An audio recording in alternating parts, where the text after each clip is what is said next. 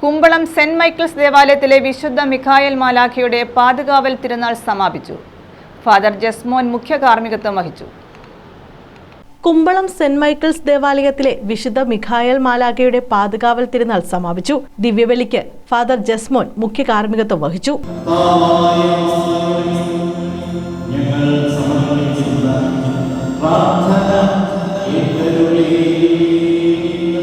തിരുനാൾ സമൂഹബലിക്ക് കൊല്ലം രൂപതാ vicar general Mon Baiju Julian കാർമ്മികത്വം വഹിച്ചു. തുടർന്ന് സ്നേഹവിരുന്നും നടന്നു.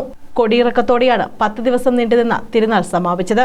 ഇടവക വികാരി ഫാദർ മേരി ജോൺ, കായംകുളം ഇടവക വികാരി ഫാദർ KB സെഫറിൻ തുടങ്ങിയവർ കാർമ്മികത്വം വഹിച്ചു.